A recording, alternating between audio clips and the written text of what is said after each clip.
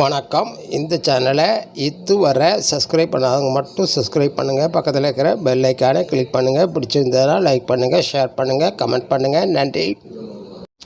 வணக்கம். ஏப்ரல் மாத ராசி பலன்களை பார்த்து வருகிறோம். இன்று நாம் பார்க்கவிருக்கின்ற ராசி மகர ராசி. வருகின்ற சித்திரை 1ஆம் தேதி திங்கட்கிழமை ஏப்ரல் 14 அன்று சூரிய பகவான் இடப்பெயர்ச்சியாகி மீனத்திலிருந்து மேசராசிக்கு பிரவேசிக்கிறார். அங்கிருந்து தான் தன்னுடைய வருடாந்திர பயணத்தை துவக்குகிறார். இந்த துவக்குகின்ற நாள்தான் தமிழ் புத்தாண்டாக கொண்டாடப்பட்டு வருகிறது. இந்த வருடத்தின் பெயர் விசுவாசு. இந்த நன்னாளில்தான் தமிழர்கள் தமிழ் புத்தாண்டை கொண்டாடி மகிழ்கிறார்கள். இந்த விசுவாச ஆண்டு முழுவதும் மகர ராசிக்காரர்களுக்கு நல்ல ஆரோக்கியத்தையும் நீண்ட ஆயுளையும் நிறை செல்வத்தையும் நிம்மதி சந்தோஷம் மற்றும் எல்லா ஐஸ்வர்யங்களையும் கிடைக்க எல்லாம் வல்ல இறைவனை பிரார்த்திக்கிறேன். இந்த ஏப்ரல் மாதம் 1ஆம் நாள் கோள்களின் நிலையை பார்க்கலாம். உங்கள் ராசிக்கு 3ஆம் இடமான உபஜெயஸ்தானத்தில் சூரியன், புதன், சுக்கிரன், ராகு, சனி என 5 கிரகங்கள் அமர்ந்திருக்கிறார்கள்.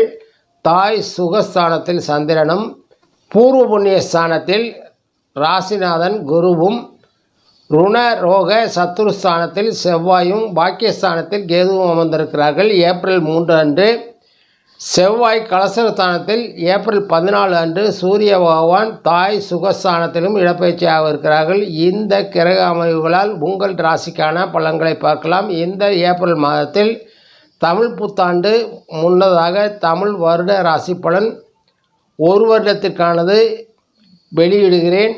உங்கள் மேலான ஆதரவை தரும்படி கேட்டுக்கொள்கிறேன். இப்போது பொதுவான பலன்களை பார்க்கலாம். உங்கள் நிதி நிலையை பொறுத்தவரை லாபஸ்தானாதிபதி செவ்வாய் நகர்ந்து 7ஆம் இடத்திற்கு செல்வதால் 3ஆம் தேதி வரை உங்கள் நிதிநிலை சிறப்பாக இருக்கும். அதன் பிறகு ஏற்றத்தாழ்வான நிலை ஏற்படும்.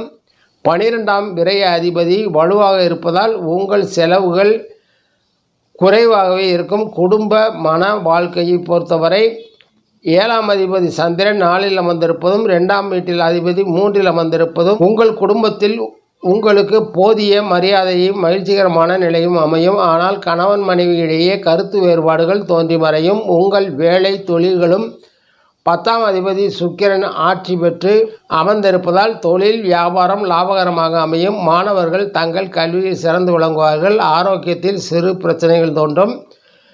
இனி விரிவாக பார்க்கலாம். உங்கள் நிதி நிலையை பொறுத்தவரை செவ்வாய் இடப்பெயர்ச்சிக்கு பின் நன்றாக இருக்கும். அவர் இடப்பெயர்ச்சியான பின் ஏற்ற இறக்கமான சூழல் இருக்கும். லாப வரவுகள் கூடும், செலவுகள் கட்டுக்குள் இருக்கும். புதிய முதலீடுகள் செய்ய இது உகந்த மாதமாகவே அமையும். கூட்டு தொழில் செய்பவர்களுக்கு லாபம் உண்டாகும். வரவு செலவுகளை திட்டமிட்டு அமைத்துக் கொள்வது நல்லது. ஆரோக்கியத்தை பொறுத்தவரை இந்த மாதத்தில் உங்கள் 6ஆம் அதிபதி புதன் 3ஆம் இடத்தில் அமர்ந்திருக்கிறார். உங்கள் ஆரோக்கியத்தில் சிறு சிறு குறைபாடுகள் ஏற்படும். கவனமுடன் உங்கள் உடல்நிலையை பார்த்து கொள்வது நல்லது.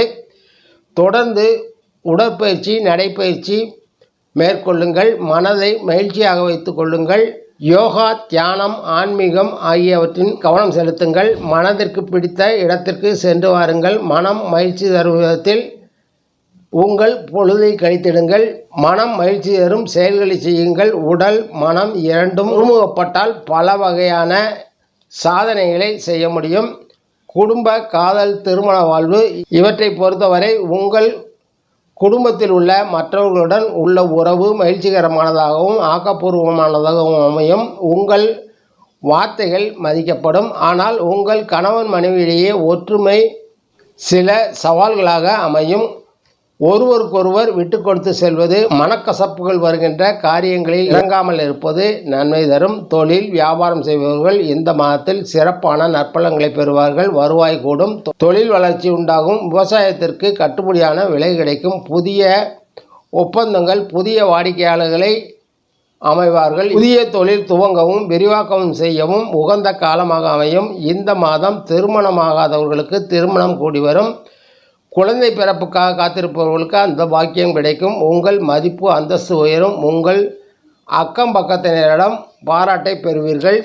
மாணவர்கள் தங்கள் சிறப்பான பங்களிப்பால் அதிக மதிப்பெண்களை பெற்று பெற்றோர்கள் நண்பர்களிடம் பாராட்டை பெறுவீர்கள். போட்டித் தேர்வுகளில் கலந்து கொள்பவர்கள் அதிக முனைப்புடன் அர்ப்பணிப்பு உணர்வுடன் தேர்வுகளில் கலந்து கொள்வார்கள். அடுத்தவர்களின் உதவியுடன் கல்வி பயின்றால் வெற்றி நிச்சயம். கலைஞர்கள் பெரும்பாலான படைப்புகளில் உங்கள் முயற்சிகள் இந்த மாதம் வெற்றி கிடைக்கும். வருகின்ற மாதங்களில் கிரகங்களின் இடப்பெயர்ச்சியின் காரணமாக உங்கள் அதிர்ஷ்டமான நிலை மாற்றத்திற்கு காணலாம். அரசியல்வாதிகள் போட்டியாளர்களை கண்டு அஞ்சாமல் செயல்படுவார்கள். மக்களிடமும் மேலிடத்திலும் எதிர்க்கட்சிகளிலும் பாராட்டை பெறுவார்கள். தேவையான பதவிகள் வந்து சேரும். இறுதியாக இந்த மாதம் உங்களுக்கு சற்று கலவையான பலன்களையே காணவிருக்கிறீர்கள். மிதமான பலன்களே நடைபெறும். உங்கள் தடை தாமதங்கள் அகலும். உங்கள் மேல் படிந்திருந்த கரைகள் அகலும். அடுத்தடுத்து வருகின்ற கிரக பயிற்சிகள் உங்களுக்கு எந்த விதமான பலன்களை கொடுக்கிறது என்பதை தொடர்ந்து என்னுடைய பதிவுகளை பார்த்து வாருங்கள். ராசி பலனை பொறுத்தவரை ஒரு எச்சரிக்கையாக மட்டுமே எடுத்துக்கொள்ளுங்கள். அது உங்களை சரியான பாதையில் அழைத்து செல்லும் ஒரு உபாயமே. இந்த மாதம் கார்முகில் வண்ணன் கண்ணனை வணங்கி அவர் அருளாசியை பெற்று நற்பலன்களை மேலோக்கிக் கொள்ளுங்கள்.